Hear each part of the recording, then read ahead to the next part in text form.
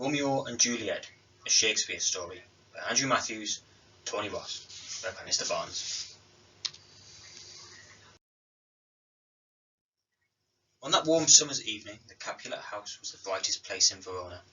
The walls of the ballroom were hung with silk tapestries and candle lit from a dozen crystal chandeliers, threw rainbows onto the heads of the masked dancers as they twirled through the music and laughter that filled the air.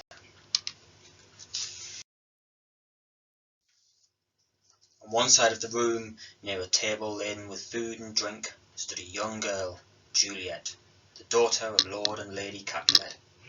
She had removed her mask and loosened her black hair so that it hung about her shoulders. Her face, flushed from the heat of the dance, was radiant, and her beauty was obvious to all who looked at her. She seemed unaware that someone was watching her. A few steps away, a young man gazed at her. He had never seen such loveliness before in his whole life.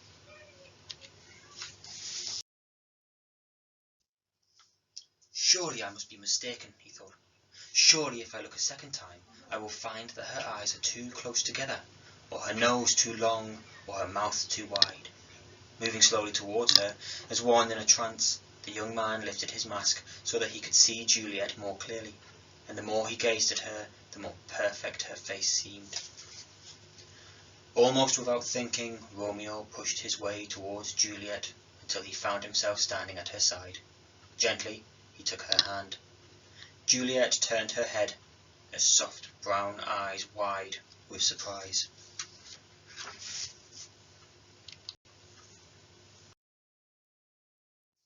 On the other side of the room, Tybalt, Lord Capulet's fiery young nephew, recognised the young man who was holding Juliet's hand and strode angrily towards the door.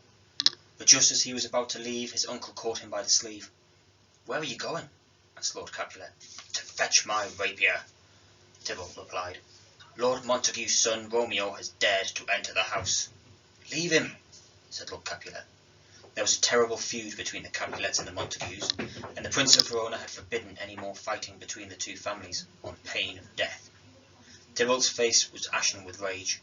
But tomorrow Romeo will boast to his friends about how he danced at the Capulets' ball and escaped without being noticed. He will make us look like fools.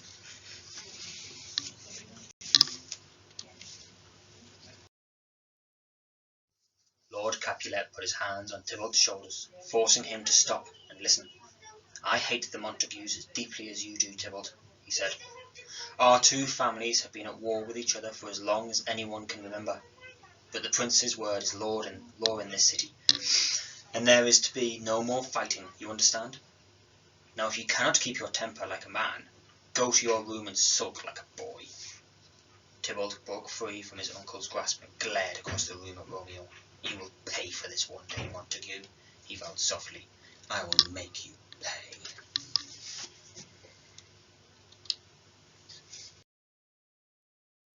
Juliet glanced at the young man beside her. His glossy brown hair and startling grey eyes that were filled with shyness and wonder. His mouth was curved in a half smile, and though it made her blush to look, Juliet found that she could not take her eyes from his face, or her hand from his. "My lady," Romeo said, "if my hand has offended yours by holding it, please forgive me." "My hand is not offended, sir," said Juliet, smiling at him, "and nor am I." Such power that neither of them understood had drawn them together like a moth to a flame. They kissed, and the ballroom, the musicians and dancers seemed to disappear, leaving them feeling as though they were the only two people in the world. When their lips parted, Romeo looked at Juliet and thought, "All those other times I have thought I was in love, I was like a child playing a game. This time I am truly in love. I wonder, could she possibly feel the same?" Before he could ask, an elderly woman bustled into them. "My lady," she said to Juliet, "your mother is asking for you." Juliet frowned, shrugged helplessly at Romeo, and turned and walked away. Romeo caught the old woman by the arm. "Do you know that lady?" he demanded. "Why, sir, she is Juliet, Lord Capulet's daughter," said the woman. "I've been her nurse since she was a baby, and I know who you are too, young man. Take my advice, and leave this house before there's trouble."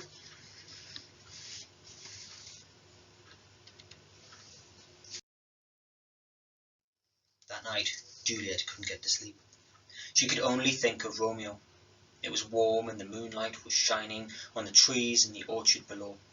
Juliet stepped out onto her balcony, but she was so troubled by what her nurse had told her that she hardly noticed how lovely the orchard looked. "How can I be in love with someone I ought to hate?" she sighed. "Oh, Romeo, why did you have to be a Montague? If you'd been born with any other name, I could tell you how much I love you." Romeo stepped out of the shadows, of the trees into the moonlight. "Call me your love," he said. "It is the only name I want." Juliet looked down from her balcony and gasped. "How did you get here? If anyone catches you, they'll kill you." "I climbed the orchard wall," said Romeo. "I had to see you again. I loved you the moment I first saw you, and I wanted to know if you felt the same." Juliet's face brightened with joy, then darkened with doubt. "How can I be sure of your love?" she said. "How can I be sure that you will not forget me as soon as tonight is over?" Romeo looked up into Juliet's eyes and saw the way the moonlight shone in them. He knew he would never love anyone else.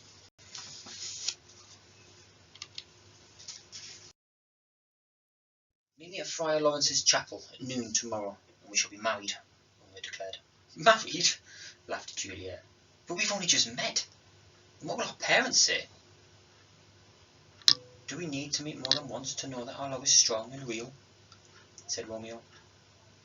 "Must we live apart because of our family's hatred?" A part of Juliet knew that for them to marry would be mad and impossible. But another part of her knew that if she sent Romeo away now, she might never see him again. She wasn't sure she could bear that. "Yes," she said. "Yes, I believe what we feel for each other is true. And yes, I'll meet you tomorrow at the chapel at noon." So the next day, Romeo and Juliet were married.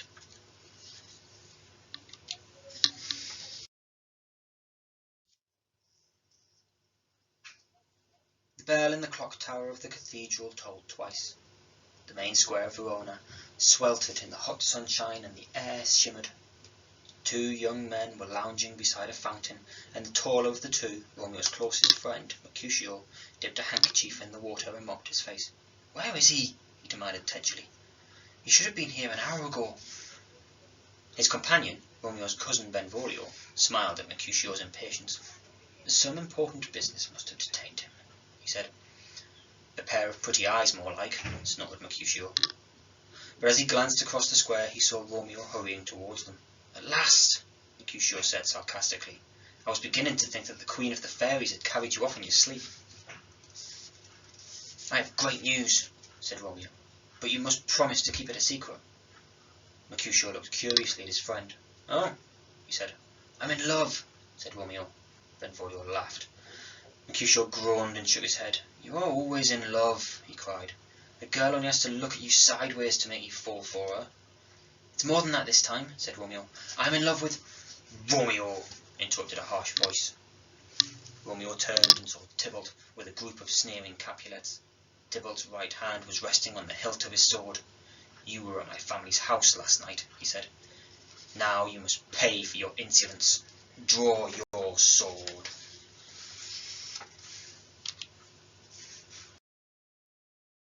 Romeo's eyes flashed with anger, then grew calm. "I will not fight you, Tybalt," he said. "It would be like fighting one of my own family." "Why, you milksop!" jeered Tybalt.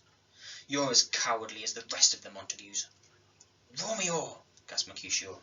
"Are you going to stand and do nothing while he insults your family?" "I must," said Romeo. "You don't understand. I have no choice." "But I do," snarled Mercutio. His rapier flashed in the sunlight as he drew it. "If you want to fight, Tybalt, I'm your man," he cried. In a movement too fast to follow, Tybalt brought out his sword, and the two young men began to fight at dazzling speed. "Help me to stop them, Benvolio," pleaded Romeo. He caught Mercutio from behind, pinning his arms to his sides. As he did so, Tybalt lunged forward and drove the point of his rapier through Mercutio's heart, fatally wounding him. "The plague on both your houses," he whispered with his dying breath.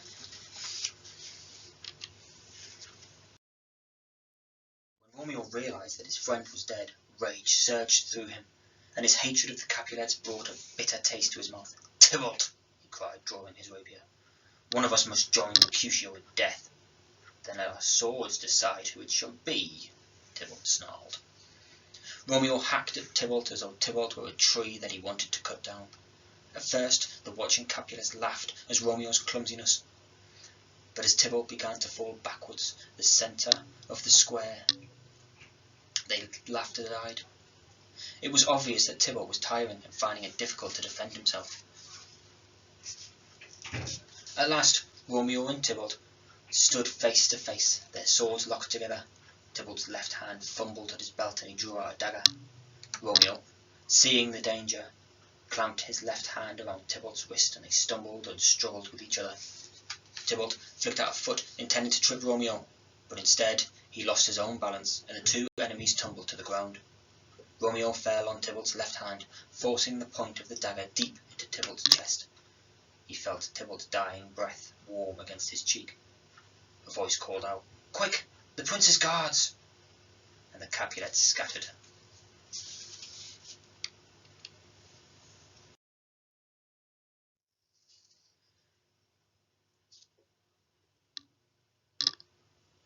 Benvolio helped Romeo to his feet. "Come now, before it's too late," he said, but Romeo did not hear him. He stared at Tybalt's body, and the full realization of what he had done fell on him like a weight. "I have killed Juliet's cousin," he thought. "She cannot love a murderer. She will never forgive me. How could I have let myself be such a fool?" He was still staring at Tybalt when the prince's guards reached him. That night, the Prince of Verona passed a judgment on Romeo. "The hatred of the Montagues and Capulets has cost 2 lives today," he said. "I want no more bloodshed. I will spare Romeo his life, but I banish him to the city of Mantua. He must leave tonight, and if he is ever found in Verona again, he will be put to death." When Friar Lawrence heard the news of Romeo's banishment, he was deeply upset. He had already married Romeo and Juliet in secret, hoping that one day their love would overcome the hatred between the Montagues and the Capulets. But it seemed that the hate had been too strong. After his evening meal, the friar went to the chapel to say a prayer for the young lovers.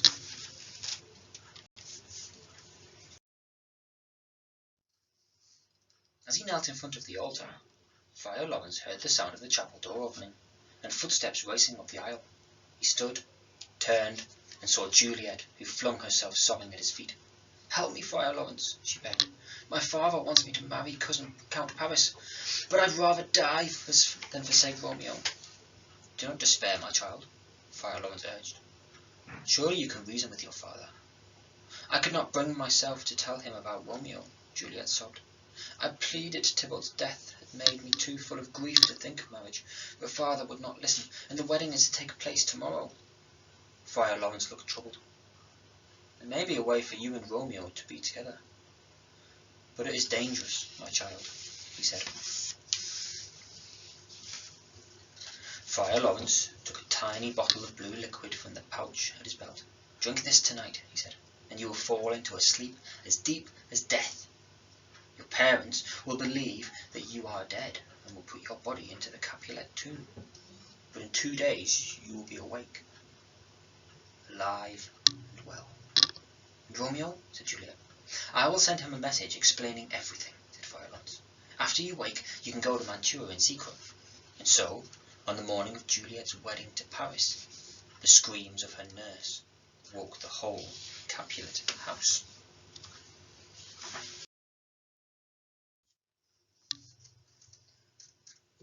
When the news of Juliet's death reached Benvolio, he rode straight to Mantua to Romeo.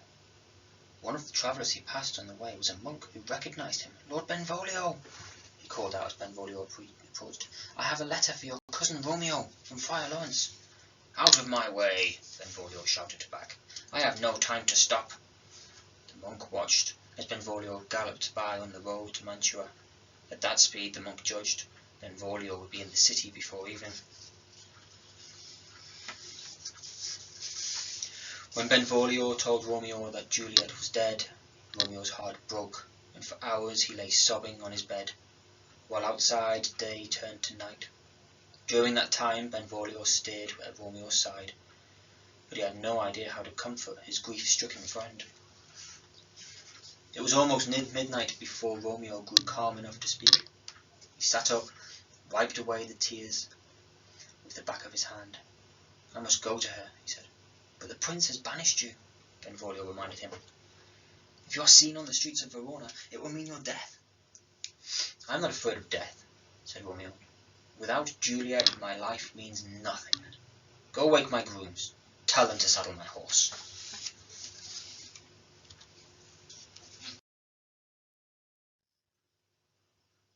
When Benvolio had left him alone, Romeo searched through the wooden chest at the foot of his bed till he found a green glass bottle that contained a clear liquid. "I shall drink this poison and die at Juliet's side," he vowed. Romeo left Mantua at daybreak, refusing to let Benvolio accompany him. Once out of the city, he travelled along winding country tracks so that he could approach Verona without being seen. It was night when he arrived, and with the hood of his cloak drawn up to hide his face, he slipped in unrecognized through the city walls to the main gate. He went straight to the Capulet tomb, and it was almost as if someone had expected him, for the door was unlocked, and the interior was lit by a burning torch. Romeo looked around, saw Tybalt's body, pale as candle wax, then Juliet, laid out on a marble slab, her death shroud as white as a bridal gown. With a cry, Romeo rushed to her side and covered her face with kisses and tears. "I cannot live without you," he whispered. "I want your beauty to be the last thing my eyes see. We could not be together in life, my sweet, my love, but in death nothing shall part us." Romeo drew the cork from the poison bottle and raised it to his lips. He felt the vile liquid sting his throat, then darkness swallowed him. For a time there was no sound except the sputtering of the torch. Then Juliet began to breathe. She moaned, opened her eyes, and saw Romeo dead at her side with the empty poison bottle in her hand.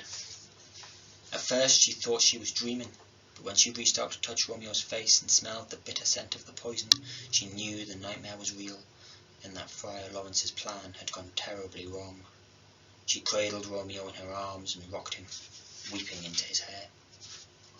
"If you had only waited a little longer," Juliet whispered, and she kissed Romeo again and again, desperately hoping there was enough poison on his lips that she too might die. Then she saw the torchlight gleam on the dagger at Romeo's belt. She drew the weapon and pressed its point to her heart.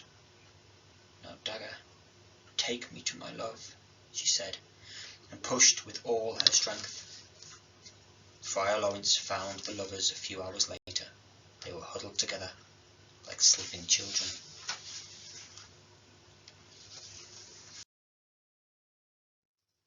When Romeo and Juliet died, the hatred between the Montagues and Capulets died with them. United by grief, the two families agreed that Romeo and Juliet should be buried together. They paid for a statue of the lovers to be set over the grave, and on the base of the statue these words were carved: "There never was a story of more woe than of this, Juliet and her Romeo."